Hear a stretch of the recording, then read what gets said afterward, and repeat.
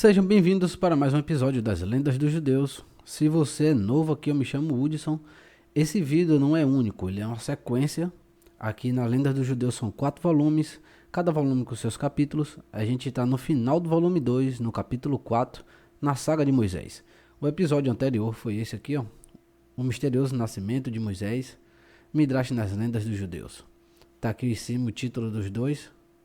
Se não estiver enxergando direito, não tem problema, só entrar aí no canal e em playlist vai estar tudo organizadinho, beleza? Vamos dar continuidade. Hoje os episódios, a gente vai gravar 2. A infância de Moisés e Moisés resgatado por Gabriel. Então vamos lá, deixa eu compartilhar a tela com vocês. A infância de Moisés. Por 2 anos a criança resgatada pela filha do faraó ficou com seus pais e parentes. Eles lhe deram vários nomes. Seu pai o chamou de Eber, porque foi por causa dessa criança que ele foi reunido com sua esposa. O nome que sua mãe deu a ele foi Jecutiel, porque ela disse: "Coloquei minha esperança no Criador, e ele o devolveu a mim." Para sua irmã Miriam, ele era Jered, porque ele havia descido ao riacho para verificar seu destino. Seu irmão Arão o chamou de Abi-Zanoa, porque seu pai, que havia rejeitado sua mãe, a havia levado de volta por causa da criança que nasceria. Seu avô Coate o conhecia como Abigedor, porque o Pai Celestial havia construído a brecha em Israel, quando ele o resgatou, e assim impediu os egípcios de jogarem as crianças hebreias na água. Sua ama o chamou de Abissocô, porque ele havia sido mantido escondido em uma tenda por 3 meses, escapando da perseguição dos egípcios.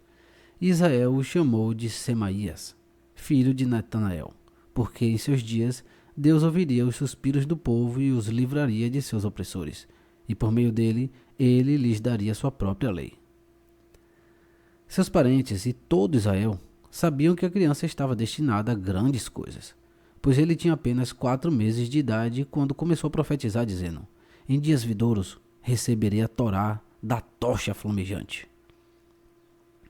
Quando Joquebede levou a criança ao palácio, no final de 2 anos, a filha do faraó o chamou de Moisés, porque ela o havia tirado da água, e porque ele tiraria os filhos de Israel da terra do Egito em um dia vindouro. E este foi o único nome pelo qual o Criador chamou o filho de Aram, o nome conferido a ele pela filha do faraó. Ele disse à princesa: "Moisés não era o teu filho, mas tu o trataste como tal. Por isso te chamarei a minha filha, embora tu não sejas minha filha." E portanto a princesa, a filha do faraó, leva o nome de Bitia, a filha de Deus. Ela se casou com Caleb mais tarde, e ele era o marido adequado para ela. Assim como ela se levantou contra os conselhos perversos de seu pai, Caleb se levantou contra o conselho de seus companheiros mensageiros enviados para espionar a terra de Canaã.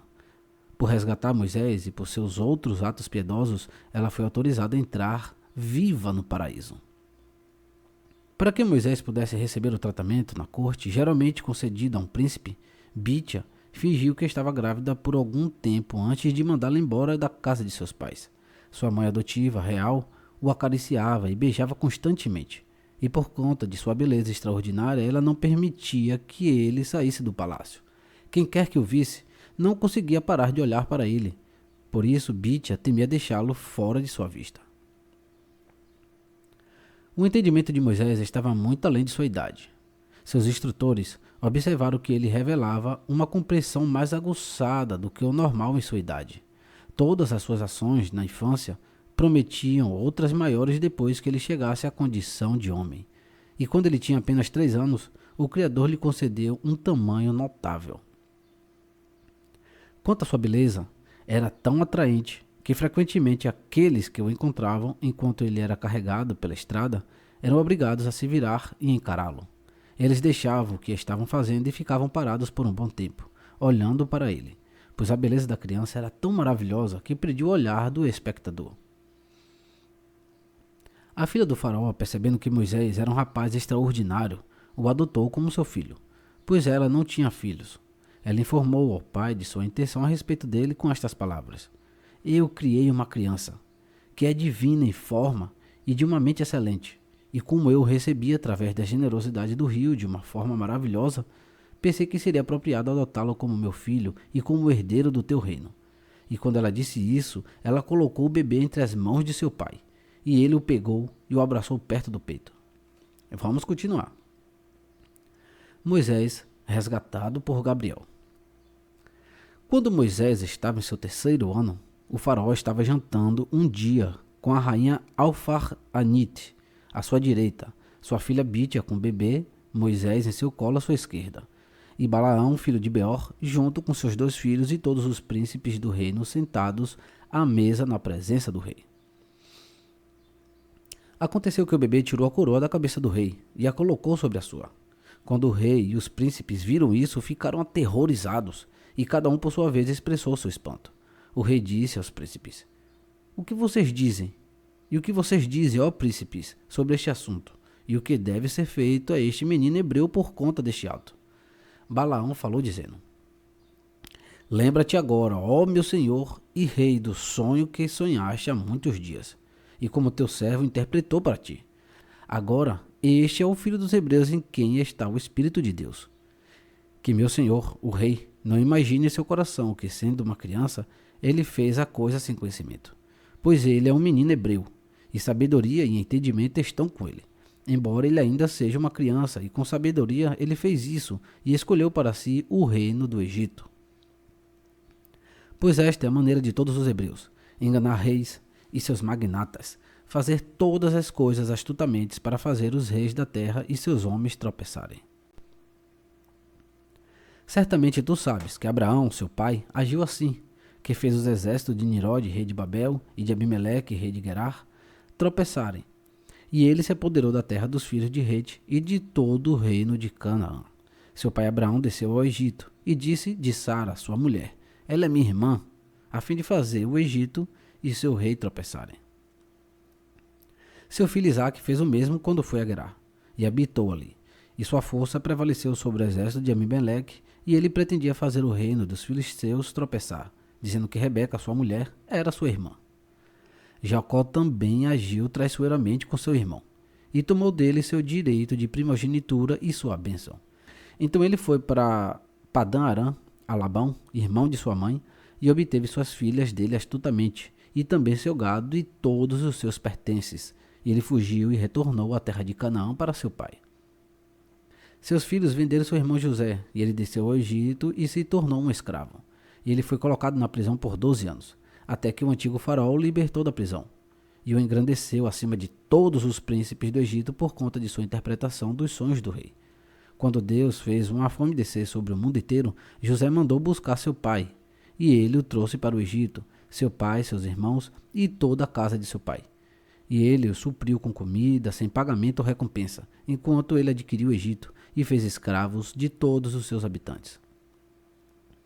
Agora, pois, meu senhor rei, eis que esta criança se levantou em seu lugar no Egito, para fazer conforme suas ações e zombar de todo homem, seja ele rei, príncipe ou juiz. Se for do agrado do rei, derramemos agora seu sangue no chão, para que ele não cresça e arrebate o governo de tua mão, e a esperança do Egito seja cortada depois que ele reinar. Chamemos, além disso, todos os juízes e os sábios do Egito, para que saibamos se o julgamento de morte é devido a esta criança, como eu disse, e então o mataremos. O faraó mandou chamar todos os sábios do Egito, e eles vieram, e o anjo Gabriel estava disfarçado como um deles. Quando perguntaram a opinião dele sobre o assunto, Gabriel falou e disse: "Se for do agrado do rei, que ele coloque uma pedra de ônix diante da criança, e uma brasa de fogo. E se ele estender a mão e agarrar a pedra de ônix, então saberemos que a criança fez com sabedoria tudo o que fez, e nós o mataremos. Mas se ele estender a mão e agarrar a brasa de fogo, então saberemos que não foi com consciência que ele fez a coisa, e ele viverá." O conselho pareceu bom aos olhos do rei. E quando eles colocaram a pedra e o carvão diante da criança, Moisés estendeu a mão em direção à pedra de ônix e tentou agarrá-la. Mas o anjo Gabriel guiou suas mãos para longe dela e a colocou sobre a brasa viva, e a brasa queimou a mão da criança. E ela levantou e a levou à boca, e queimou parte de seus lábios e parte de sua língua. Por toda a sua vida, ele se tornou lento na fala e na língua. Então aqui está a explicação da Torá, né, que diz que Moisés era lento na fala. É por causa disso aqui, ó. Vendo isso, o rei e os príncipes sabiam que Moisés não tinha agido com conhecimento ao tirar a coroa da cabeça do rei, e eles se abstiveram de matá-lo. O próprio Criador, que protegia Moisés, voltou a mente do rei para a graça, e sua mãe adotiva o arrebatou. E ela o educou com grande cuidado, de modo que os hebreus dependiam dele, e acalentavam a esperança de que grandes coisas seriam feitas por ele.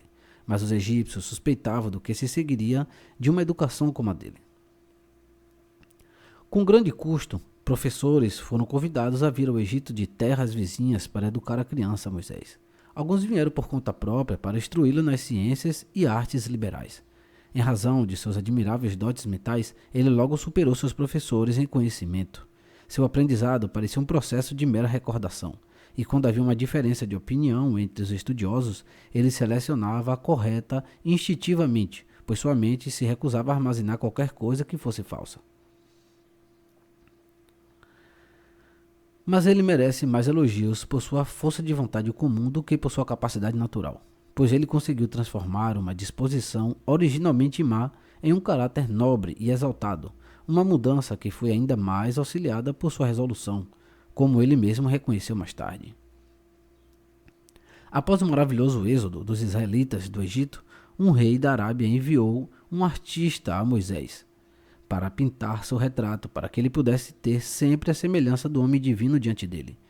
O pintor retornou com sua obra e o rei reuniu seus sábios, aqueles em particular que eram familiarizados com a ciência da fisionomia. Ele exibiu o retrato diante deles e convidou seu julgamento sobre ele. A opinião unânime era que ele representava um homem cobiçoso, arrogante, sensual, em suma, desfigurado por todos os traços feios possíveis.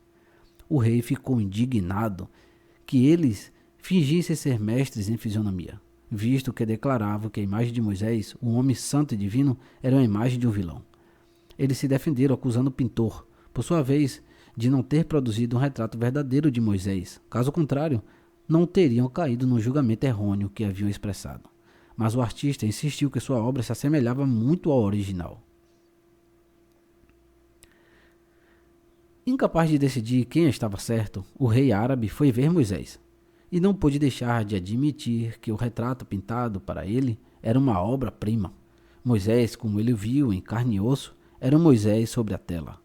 Não havia dúvida de que o conhecimento altamente exaltado de seus especialistas em fisionomia era uma tolice vazia. Ele contou a Moisés o que havia acontecido e o que pensava sobre isso. Ele respondeu: seu artista e seus especialistas são igualmente mestres, cada um em sua linha.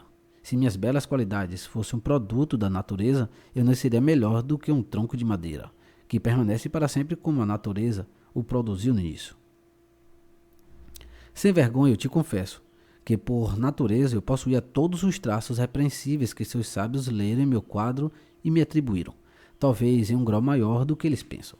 Mas eu dominei meus impulsos malignos com minha força de vontade, e o caráter que adquiri por meio de disciplina severa se tornou o oposto da disposição com a qual nasci.